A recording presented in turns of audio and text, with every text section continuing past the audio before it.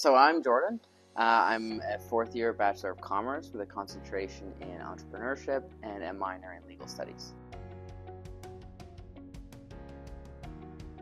I did have goals when I started at Sprott. I always kind of knew I was interested in law and legal studies.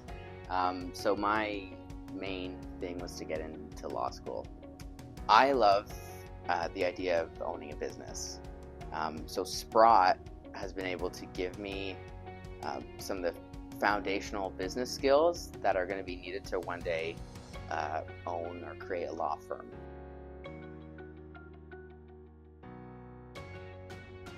So I'm going to say BUSI 4117, which is creative thinking, and what that course was, I guess I'll give some context, is I was engaged with an Indigenous community in British Columbia, off the west coast of British Columbia, the Haida Nation, more specifically Masset, British Columbia.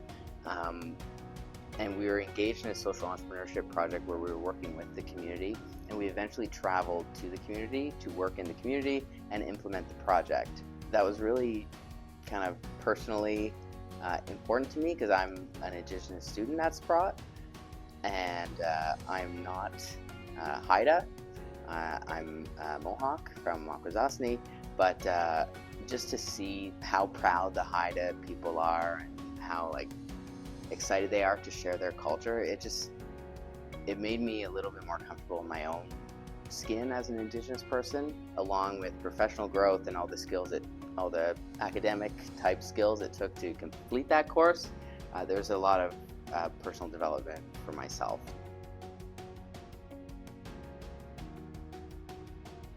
I actually love this question, and I think it would be opportunity. There's literally no limits on what you can do at Sprott and in the Carleton community more broadly. I have been able to graduate Sprott without any student debt. I've actually earned close to $150,000, exceeding that number of scholarships, and that's combined with scholarships that are only offered to Sprott students, scholarships from institutional donors, external scholarships, things like that. And I've been able to graduate this degree without any debt, which was my goal when I came into this degree, and I'm just proud to have been able to do that.